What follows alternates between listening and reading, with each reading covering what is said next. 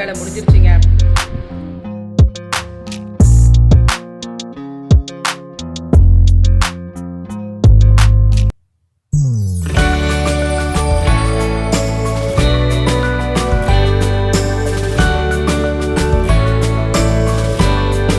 Hi friends, இது உங்கள் சுமிpokkisham. எல்லோரும் எப்படி இருக்கீங்க? நல்லா இருக்கீங்களா? இது பார்த்தீங்கன்னா நம்ம மாவு ஊற வச்சுட்டு அதுக்கப்புறமா ஈவினிங் மாவு அரைச்சேங்க. டேரன் பின்னாடி போய் என்னென்ன செடி இருக்குன்னு ஒரு தடவை பார்த்துட்ருக்கான். அவனுக்கு ஆசை இருக்குது, அதனால் செடி இது வைக்கணுமா அது வைக்கணுமான்னு சொல்லிட்டு இருந்தான். நம்ம சேனலில் சீக்கிரமாக நிறைய செடி வச்சு ஒரு வீடியோ போடுறோம். நான் விதை வேறு வச்சுருக்கேங்க, பூச்செடி விதை அதெல்லாம் போடலான் இருக்கேன்.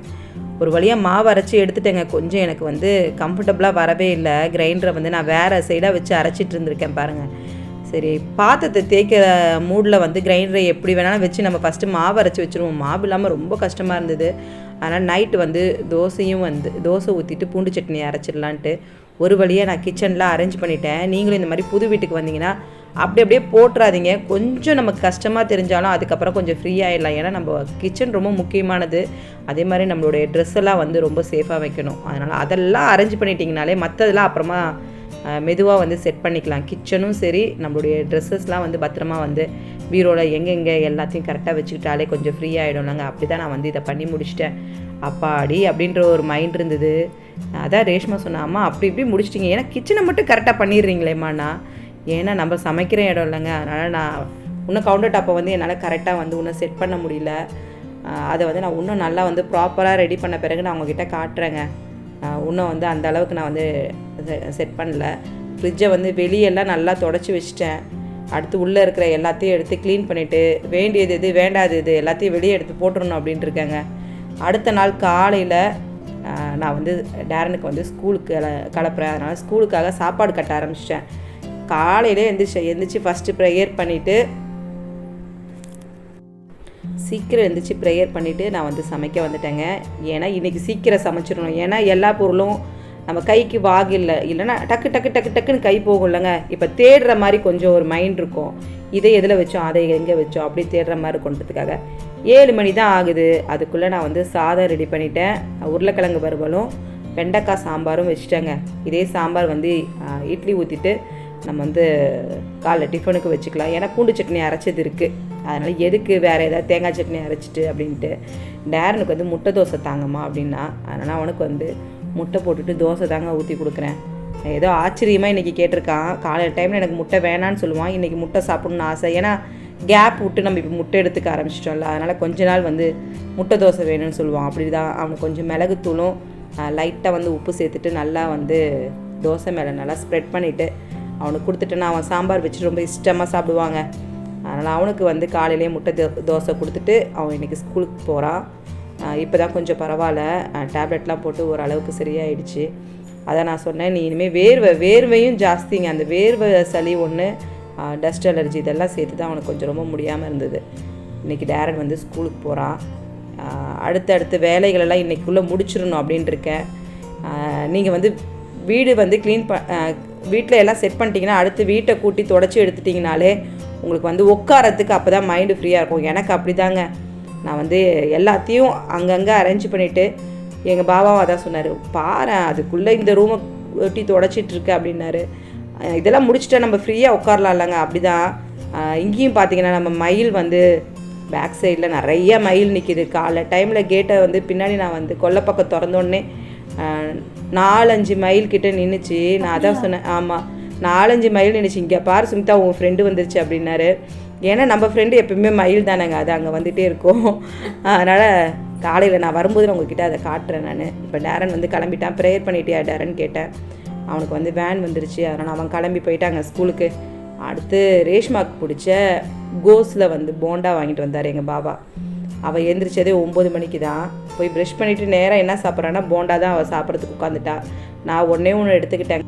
அதில் 3 இருந்துச்சு. நான் நினச்சேன் எங்கள் பாவாக்குன்னு, இல்லை ரேஷ்மாக்காக ஒன்று வாங்கிட்டு வந்தேன் அப்படின்னாரு. சரி ஓகே அவகிட்ட கொடுத்துட்டேன். நாங்கள் 2 பேரும் டீ குடிச்சிட்டு உட்காந்துட்டு பேசிட்டு உட்காந்துருக்கோங்க. பார்த்தீங்கன்னா காலையிலே வேலை முடிஞ்சிருச்சு. சமையல் வேலை வந்து துணிலாம் நிறைய மடித்து வச்சுருக்கோம். அதெல்லாம் வந்து எடுத்துகிட்டு போய் எல்லாத்தையும் வைக்க வேண்டிய இடத்துல அடுக்கணும். நானும் ரேஷ்மாவும் உட்காந்துட்டோம். காலையில் இட்லி மட்டும் தான் ஊற்ற போகிறேன். இட்லி ஊற்றிட்டு எல்லா வேலையும் முடிச்சிடும். ஆமாம், வேலை எல்லாத்தையுமே முடிச்சிட்டேங்க. எல்லா வேலையும் முடிச்சாச்சு. வீடு எல்லாமே க்ளீன் பண்ணியாச்சு. இன்னும் கொஞ்சம் 1-2 வேலை இருக்குது. அந்த வேலையை மட்டும் முடிக்க வேண்டியதான். ஜாலியாக உட்காந்து ரேஷ்மா டிவி பார்த்துட்டு இருக்கா. கிச்சனில் கொஞ்சோண்டு பார்த்துருக்கா, அதை தான் தேய்க்கணுங்க. நான் ஒரு வழியாக வீடு ஷிஃப்ட் ஆகி எல்லாத்தையும் வந்து ஒதுங்க வச்சாச்சு. எல்லாத்தையும் வந்து எல்லா இடத்துலையும் வச்சாச்சு. கொஞ்ச நாள் ஆகும்ல. கிச்சன் தான் எனக்கு கொஞ்சம் வந்து பழகிறது வந்து கொஞ்சம் கஷ்டமாக இருக்குது. ஏன்னா எல்லாம் எடுத்தது டக்கு டக்கு டக்கு டக்குன்னு எடுக்கிற மாதிரி வச்சுருப்பேன். அப்படி வைக்காமல் இப்போ திருப்பி சேஞ்ச் ஆகிருக்கும் போது எல்லாருக்குமே கொஞ்சம் கை கொஞ்சம் வாகு வராதில்ல, ஸ்பீடாக செய்ய முடியாதுல்ல. அதனால் ரொம்ப சீக்கிரமாக சமைக்க ஆரம்பிக்கிறேன். காலைல டைமில் டேரனுக்கு சாப்பாடு கட்டும்போது இன்றைக்கி அப்படி தான் சீக்கிரம் எழுந்திரிச்சு. இன்றைக்கி காலையில் தான் இன்றைக்கி தான் சாப்பாடு இங்கே காலங்காத்தால் சமைச்சிருக்கேன். இல்லைனா மத்தியானம் தானங்க சமைப்போம். டேரனுக்கு வந்து சாப்பாடு கட்டணும் அப்படின்றதுக்கு கொஞ்சம் சீக்கிரமாகவே அதனால் கிச்சனுக்கு போயிட்டேன். ஏன்னா எது தேடணும், இல்லைனா டக்கு டக்குன்னு நம்ம கை வாகுக்கு வந்து எடுக்கிற மாதிரி வச்சுருப்போம். அப்படி தான் நான் இப்போ வந்து இன்றைக்கி சீக்கிரமாக எழுந்திரிச்சு சீக்கிரமாக சமைச்சிட்டேன். எல்லாத்தையும் எடுத்து வச்சுட்டு டேரன் வந்து ஸ்கூலுக்கு போயிருக்கான். இன்னும் 2 நாள் தான் அவனுக்கு ஸ்கூல். அதுக்கப்புறம் அவனுக்கு லீவ் விட்ருவாங்க. அது வரைக்கும் தான் ரேஷ்மாவுடைய ஜாலியான ஆட்டம்லாம். அதுக்கப்புறம் டேரன் 2 பேரும் அட்ஜஸ்ட் பண்ணி தான் போகணும். அவன் பார்க்குறது இவளுக்கு பிடிக்காது, இவன் பார்க்குறது அவளுக்கு பிடிக்காது. அவன் எப்பயுமே பொம்மை படமே பார்த்துட்டு இருப்பான். அப்படிலாம் இல்லை. இப்போ 2 நாள் அவள் வந்து இருந்துட்டு அதுக்கப்புறம் சாயந்தரம் வந்தால் கூட விட மாட்டா. ஏய் நான் பார்க்கணும் அப்படின்வா. ஏன்னா லீவ் விட்டாச்சுன்னா அப்படி தானேங்க. இப்போ ரேஷ்மா வந்து ஃப்ரீ ஆகிட்டா. அதனால் அவள் இப்போ டிவி பார்க்க உட்காந்துருக்கா. வேறு என்னடி, ஒரு வழியாக நாங்கள் வீட்டுக்கு வந்து செட் ஆகிட்டோங்க. எல்லாம் செட் ஆகிடுச்சு. இனிமேல் டிஃப்ரெண்ட்டாக நம்ம ஏதாவது ஒரு ரெசிபி ரெடி பண்ணணும். டிஃப்ரெண்ட்டாக புதுவிதமான ரெசிபியெல்லாம் ரெடி பண்ணி உங்ககிட்ட நான் ஷேர் பண்ணணுன்னு இருக்கேன். கேக் ரெடி பண்ணணுமா டேரன் சொல்லியிருக்கான். அதனால் இந்த தடவை ஒரு ஐஸ் கேக் ஒன்று ரெடி பண்ணலான்ட்டு இருக்கேங்க. கூடிய சீக்கிரமாக அந்த ரெசிபி நான் உங்ககிட்ட ஷேர் பண்ணுறேன். பார்த்தீங்கன்னா நான் பாலை வச்சுட்டு வந்துட்டேங்க. அது பார்த்தீங்கன்னா கரெக்டாக குடுகுடுன்னு அந்த லைட்டாக அந்த சத்தம் கேட்டுச்சு பாருங்கள். ஓடி வந்தேன். கரெக்டாக அந்த ஒரு சைடு வந்து பொங்கி ஊற்றிருச்சு. திருப்பி சரி ஓகே கிச்சனை அப்படியே க்ளீன் பண்ணிடலாம் அப்படின்னு கிச்சனை எல்லாம் க்ளீன் பண்ணிட்டேன். உருளைக்கிழங்கு மட்டும் அதிலே வச்சுட்டேங்க. ஏன்னா நமக்கு வந்து வேறு ஒரு பாத்திரத்தில் வச்சுட்டோன்னா திருப்பி சூடு பண்ண முடியாது. அதனால் நான் அதை சூடு பண்ணலாம். டேரனுக்கு சாப்பாடு கட்டிட்டு மீதி சாப்பாடை நான் அப்படியே வச்சுருக்கேன்.